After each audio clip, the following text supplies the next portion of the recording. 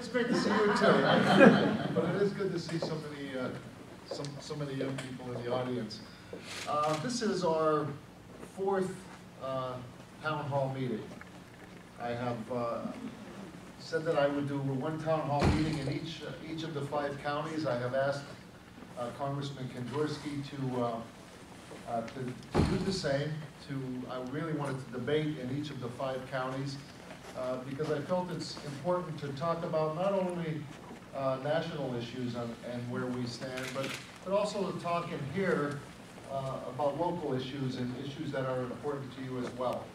What I've been listening to and hearing during this year campaigning all around the 11th Congressional District is so many people have told me that they feel that their voices aren't being heard, that Washington's not listening, and they're not hearing the American people. And that's why I think these town hall meetings are so important. Not so much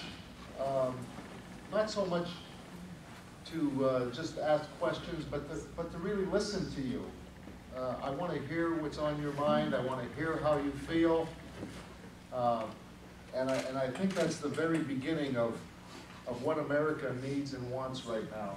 I believe they want people in Washington that are in touch with how they're thinking, what they're thinking. And the best way for me to go to Washington and represent you is to be here and talk with you and listen to what's on your mind, share ideas. And this won't be the end. It's not going to end when the campaign is over. When I go to Washington and represent you, and I'm going to be very confident tonight, we're going to continue to have these town hall meetings.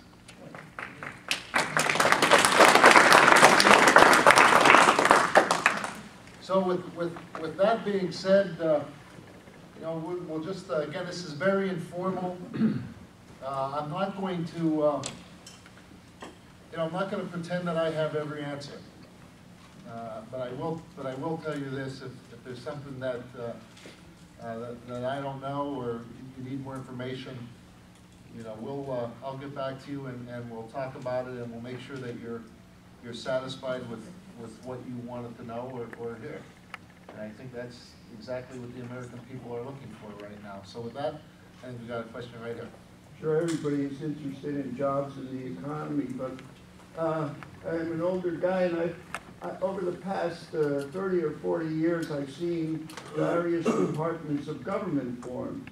And what I've seen is the amount of money they spend and how ineffectual they are. For instance, the Department of Education, the Department of Energy, the EPA, which seems to create more costs for us. Now, it's not only the cost of running those organizations, but the costs that they impose on us. And I'm wondering what you might think about what we can do about them. Well, first of all, I truly believe in states' rights.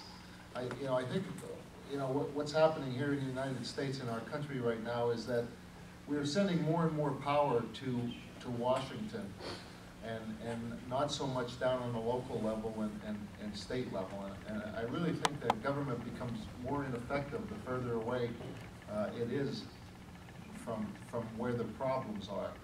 So, I'm one that believes in giving the states rights, especially when we're dealing with education, for example. I believe No Child Left Behind is a perfect example of a program that sounds good but doesn't work.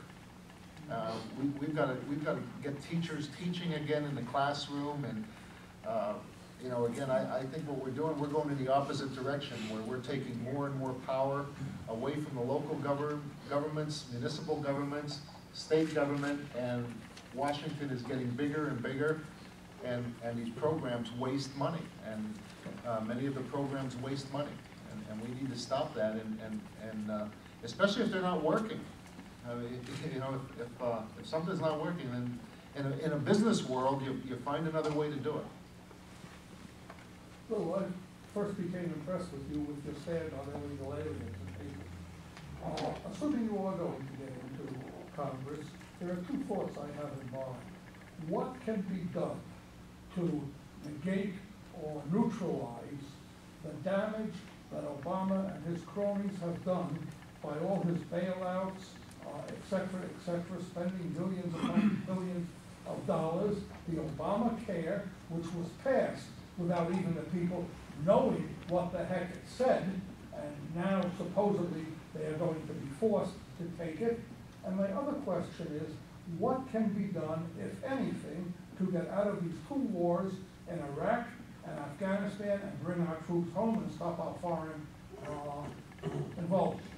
Well, to answer the first question, the best thing that we could do is to fire Nancy Pelosi.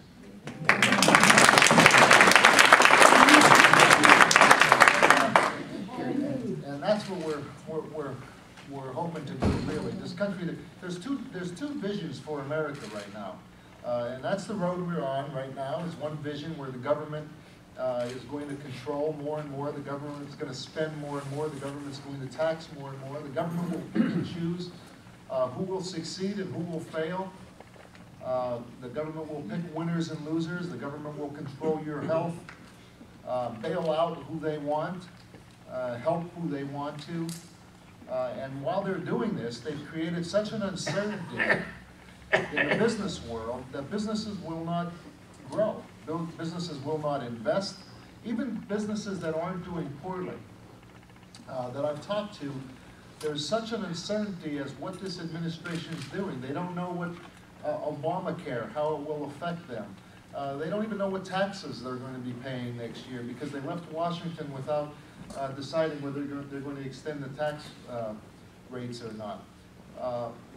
So as long as that uncertainty exists, and as long as they continue to spend the way they're spending, uncontrollable, really robbing our children of an opportunity in their future, we're going to see the country continuing with high unemployment and an economy that is staggering the way it is. I, on the other hand, believe in that this country won't be saved by Uncle Sam. It's going to be saved by moms and pops all across the United States. Small businesses, that's the backbone. That's what got this country going. Entrepreneurs. And we have a big decision to make in November. Because we're at the crossroads right now. Either we continue to go on the road we're on, or we need to change direction. So, the very first thing we could do is change some of the leadership in Congress, and that would be by firing Nancy Pelosi. One of the first things that I hope to do is defund the health care bill. And that's something that one of the very first things that we're going to do. Well, if we take control of the House will be able to, we won't be able to repeal it because there won't be enough votes to override a veto. So what we can do is, when the budget comes, we won't fund it. Yes. So there is a plan that what we can do to try to hold this up, and there's no question that we need health care reform, but we need something that makes a little more sense, some common sense health care reform. And I'm sure we're going to talk a little bit about that. And to answer your second part of your question is, I don't think anybody really likes war, that's for sure. But we need to listen to the generals on the ground, and it seems like they're making much progress in Iraq. So we need to listen to the generals, and hopefully when I get there, I'll be briefed on exactly where we are. This business about a dozen, I guess, or close to a dozen Latin American countries in joining this suit against the state of Arizona.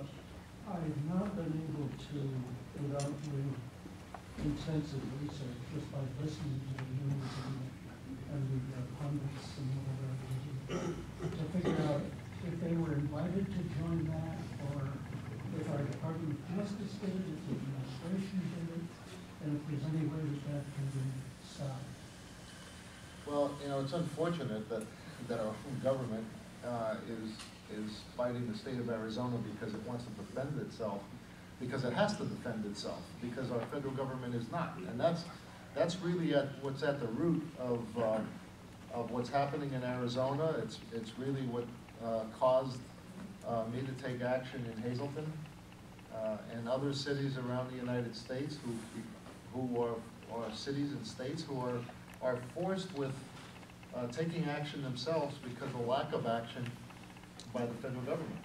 And, you know, it's a sad state of affairs when states that are forced to defend themselves because the federal government won't, has to fight the federal government to do so. But did the judiciary or the legislative involve the foreign countries to join? That I'm not sure of. That I'm not sure of. It's really unheard of. I mean, it's just, of all the sad things I've heard here about that's one of the saddest. That we have foreign countries suing one of our states with the blessing of our government. Well, we had the president of Mexico going into Congress and ridiculing the United States immigration laws and getting a standing ovation by many members of Congress, which was sad to see as well. I don't even know if Mexico has standing to join a lawsuit against us or something like that. But my question, something that always has bugged me about politics is how much money, and that's taxpayer money, by the way, is spent each year in redistricting, okay, state, local, and federal in the United States. And if you could freeze all districts right now, you would save an insane amount of money in this country, which could be used to pay down the debt. What would you think about freezing redistricting? I know the argument is always population, demographic shift. Right. But that isn't always what it is.